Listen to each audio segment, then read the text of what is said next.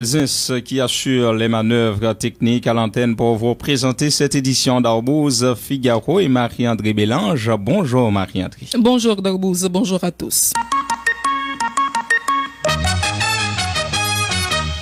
En couverture de cette édition écrouée depuis le 5 janvier 2017 dans une prison fédérale de Miami, le sénateur élu de la Guindance, Guy Philippe, décide finalement de plaider coupable devant la justice américaine.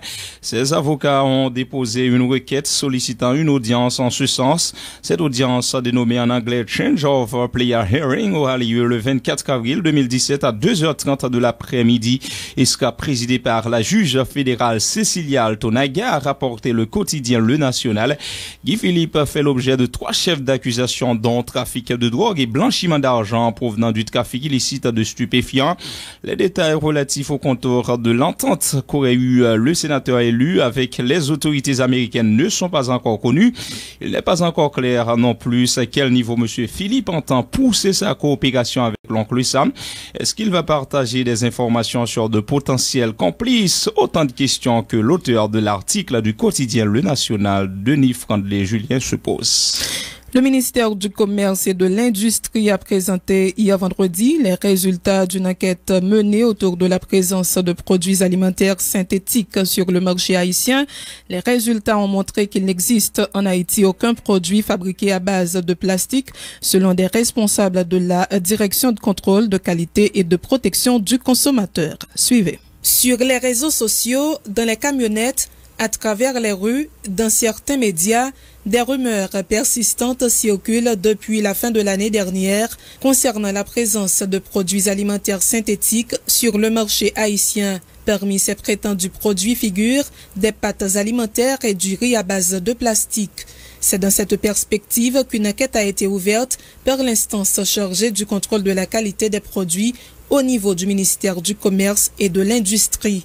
Pierre-Marie Dumény est le titulaire du MCC. Dès que nous sommes au courant de toute rumeur, nous avons envoyé le produit analysé, nous avons mené enquête et le résultat a révélé que le produit ce n'est pas des produits qui sont propres à la consommation.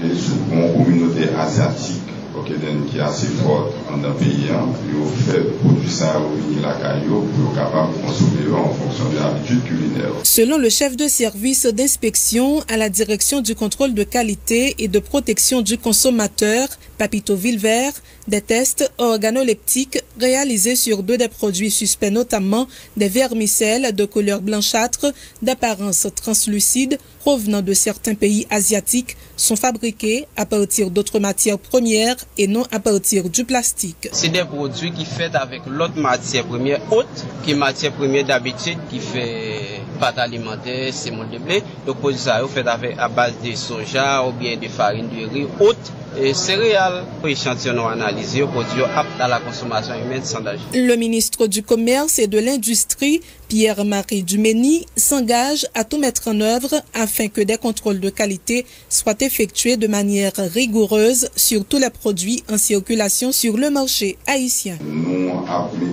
tout en œuvre pour que dès que vous produit arrive sur le marché, ou bien ça a les autorisations de mise sur le marché, et mettez en place un système de traçabilité et puis réaliser le contrôle de qualité. Cette enquête, qui a duré 3 mois, a été menée dans des supermarchés, des entrepôts et dans des marchés publics au niveau de plusieurs départements géographiques du pays, notamment la Grand'Anse, le Nord, le Sud et la Nippe, et dans des communes telles Carrefour, Delma, Tabor, Croix-des-Bouquets, Pétionville et Port-au-Prince.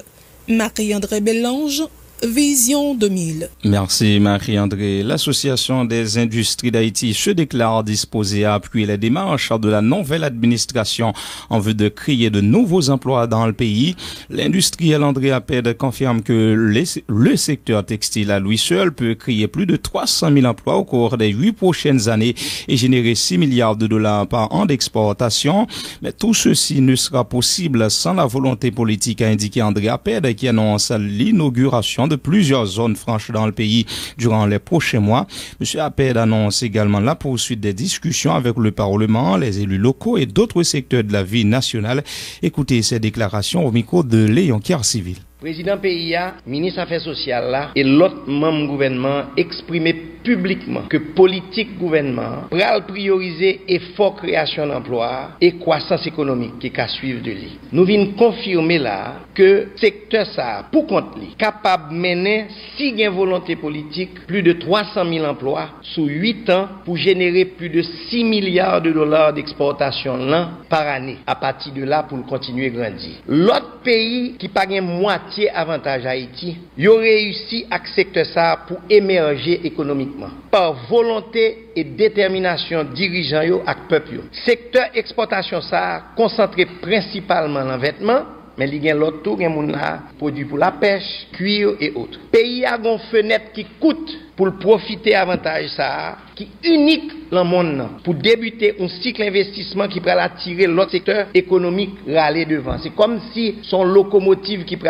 démarrer si nous servons avec bien. Aucun pays dans toute Amérique n'a pas avantage ça. Aucun. Haïti unique. A dit souhaiter l'on plaidoyer le pral faire, adresser tout secteur binational là pour faire comprendre que si nous entendons entre haïtiens, pour nous profiter avantage unique ça, nous ca renverser bagaille pour nous débuter en croissance économique qui ca améliorer conditions vie peuple haïtien. Nous confirmer que l'importe pays a jodi a gon pression qui pas jamais existé pour ouvrir pack industriel et entreprises qui bénéficient loi Hope Help là. Et en plus, amélioration Canada fait qu'offrir Haïti. Canada fait que vote un budget qui bat Haïti une position encore plus unique l'entrée. Comment nous can rentrer la Kaili. La semaine à mois cap venir, plusieurs zones franches pour l'inaugurer par des investisseurs importants qui sortent dans le secteur privé haïtien, car la banque qui prête COB et qui répondent à invitation exécutive là, accélérer processus créer emploi dans le pays. Ça c'est pas pour dire que l'autre secteur économique pas important. En fait, il est plus important que le secteur sous-traitance pour le moyen terme et pour le long terme. Mais il y a qui choix qui doit venir pour souquer tendance créer massivement emploi dans le pays pour générer devises pour le pays. Nous prenons engagement pour nous entamer dialogue, communication dans le mois qui vient pour réussir Paris ça. Que nous entendre nous entre haïtiens pour que l'économie nous grandisse. Dialogue ça nous pourrons le faire de manière déterminée entre nous-mêmes dans le secteur privé, syndicats, avec société civile, secteur religieux, et bien entendu avec parlementaires et élus locaux, pour que nous comprenions le caractère unique et temporaire ça. Le président de l'ADI, Georges Sassine, insiste sur les avantages uniques offerts au pays par la loi Hope Help. Cette loi permet justement aux industries d'Haïti d'utiliser les matières premières venues de n'importe quel autre pays et exportées vers les États-Unis sans frais de douane. Il met également en avant la proximité d'Haïti avec les États-Unis et la disponibilité de la main-d'œuvre. Monsieur Sassine informe par ailleurs qu'il se rendra ce samedi à Taïwan en vue de présenter ces avantages aux investisseurs taïwanais et les convaincre de venir implanter leurs entreprises dans le pays. Pour sa part, l'industriel Alain Villa, dont le groupe s'apprête à inaugurer un nouveau parc industriel, affirme que le manque d'infrastructures adéquates constitue le plus gros handicap du secteur. Il insiste lui aussi sur la nécessité de profiter des avantages de la loi Hope Help. Avantage unique Haïti gagne, la loi Hope Help qui permet que utiliser matières premières de n'importe qui côté sous la terre pour transformer en Haïti, pour entrer aux États-Unis sans payer droit de douane. C'est Haïti seulement qui gagne ça. Tout l'autre pays qui gagne avantage avec les États-Unis, il y a des conditionnalités que nous-mêmes nous pas obéir à eux. Pas nous en lire ça en straight TPL, donc c'est ça qu'avantage là. Deuxième avantage que Haïti gagne, c'est Haïti lui-même qui gagne, c'est proximité avec les États-Unis, c'est population qui pas travail que gagne monde qui pour travailler. C'est deux autres facteurs ça que Haïti gagne. Même besoin de souligner que M. Villa là et M. Appel, c'est deux Haïtiens qui gagnent plus de jobs que vous créez dans le pays. M. Villa, il gagne un parc industriel Palme qui Carrefour, il gagne Sissa qui est Clercine, président Jovenel pour inaugurer l'autre parc industriel qui est les Digneron, c'est pour M. Villa, avec associé lui qui a développé le parc industriel ça. Nous ne pas parler en l'air, il y a des bagages qui a fait demain à annoncer encore, nous prenons Taïwan, nos délégations, pour nous présenter avantage Haïti pour que plus de monde vienne établir dans le pays, justement pour nous réaliser 250-300 000 emplois sur 8 ans que nous promettons. Après le volontaire, nous sommes victimes, nous avons perdu 67 employés, 15 handicapés, et ceci fait nous réfléchir pour aller vers l'avant. C'est comme ça que nous avons acheté terrain, nous avons construit un parc industriel que aujourd'hui M. Djekim de HH Textile occupé à 100%. Et je crois qu'il y a à peu près 3000 employés qui travaillent dans la zone Tor. Sans compter nous-mêmes, qui y a une usine Palma Parel depuis 2002, Carrefour, avec à peu près 1600 ouvriers. Pour question d'infrastructure, c'est peut-être plus gros handicap aujourd'hui. Il faut que nous profitions de loi au plat, qui c'est peut-être un plus gros incentive qui est en place aujourd'hui pour attirer investisseurs étrangers. Dans le cas de M. Kim encore dans HH Textile, je dis à 100% de vêtements, c'est dans la loi au plat tombé. Dans le cas d'ignorants, qui c'est nouveau zone franche que nous avons fait actuellement nous avons 4 immeubles en place. Et je pense que nous avons profité de la presse jeudi matin à 8h parce que nous avons recevoir quelques invités, incluant le président de la République, pour nous couper un petit ruban pour le premier immeuble là qui apparaît. Banque centrale, l'année dernière, sorti en circulaire, qui est la circulaire 106 pour être plus précis, permettre que nous prêtions l'argent en gouttes sur 15 ans ou même plus, et que avec l'argent ça, à un taux très bas, il permet nous de faire genre d'investissement. Nous ne parlons pas de 1, 2 ou 5 millions de dollars, mais cas par nous, il se pourrait que son investissement qui atteigne 25 millions de dollars de nous finir. Son projet qui est sur 3 ans, nous commençons un an de ça, et nous à peu près à 35 à 40% dans nous qui présents jeudi prochain, là ouais pour nous-mêmes, ça nous fait déjà. Vous avez écouté tour à tour le président de l'ADI, Georges Barros-Sassine, et l'industriel Alain Villard.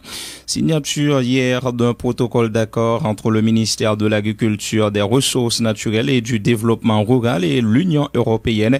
Via cet accord, l'Union européenne a octroyé 4 millions d'euros au gouvernement haïtien en vue de combattre l'insécurité alimentaire dans les zones affectées par le passage de l'ouragan Mafio en octobre dernier. Selon le commissaire européen à la coopération internationale et au développement Neven Mimica, ce financement additionnel au programme de sécurité alimentaire Sud Sécal a donc pour objectif d'aider au relèvement post-mafio, notamment en aménageant les bassins versants, construire des infrastructures d'irrigation et distribuer des intrants agricoles aux habitants, a indiqué pour sa part le ministre de l'Agriculture, Carmel André Béliard.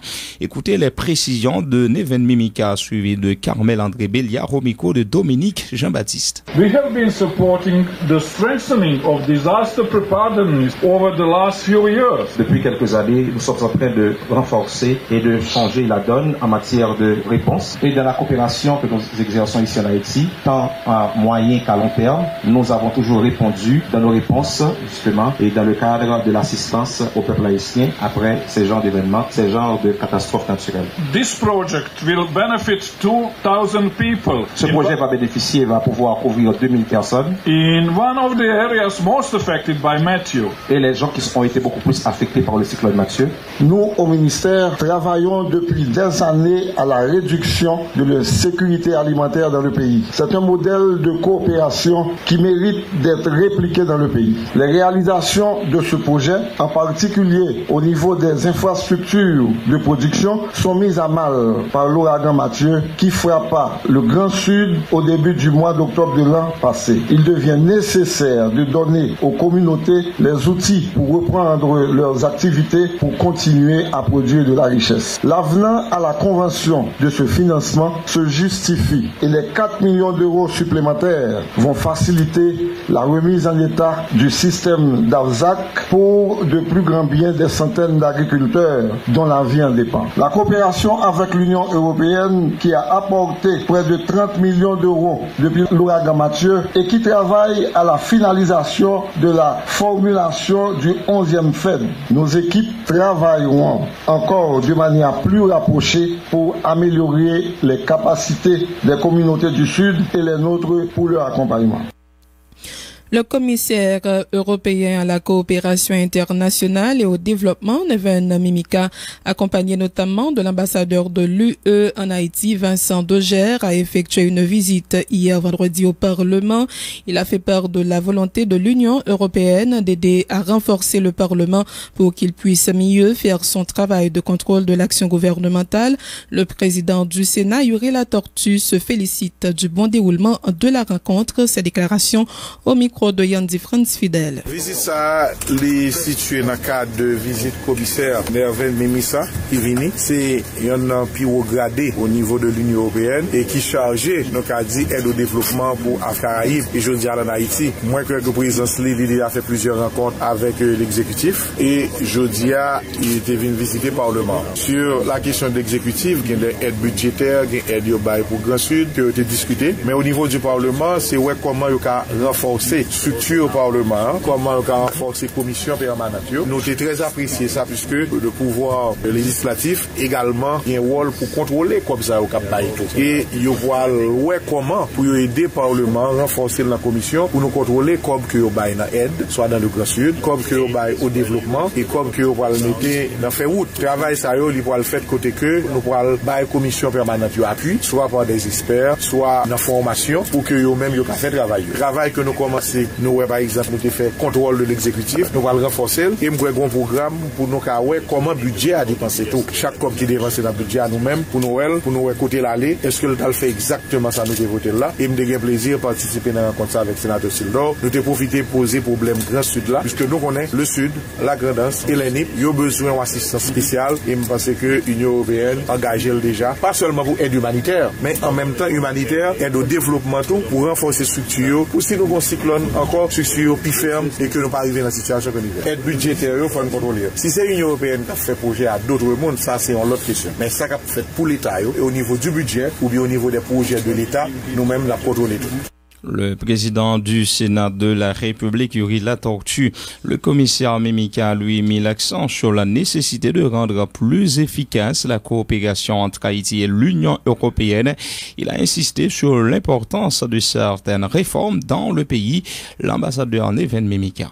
This is an important visit by European Union's official to Haïti. Visitement ici, c'est une visite très importante parce que non seulement il y a deux objectifs, c'est non seulement pour nous évaluer la situation que nous avons vécue, mais aussi pour nous voir qui modalité, qui meilleure modalité nous capables de gagner pour une coopération capable plus efficace pour le développement du pays. Réellement, ça nous ouais, c'est que nous évaluer que nous avons des tâches très importantes devant nous pour nous-mêmes, pour l'Union européenne et pour le gouvernement et pour la coopération nous, pour le service de développement nous, et nous avons besoin justement développer priorité.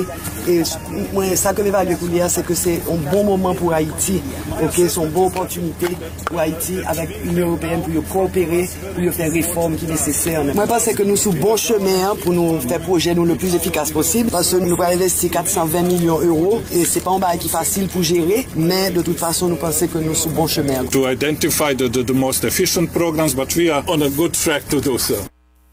Clôture hier vendredi du projet Quartier-nous Pibel dans la commune de Carrefour.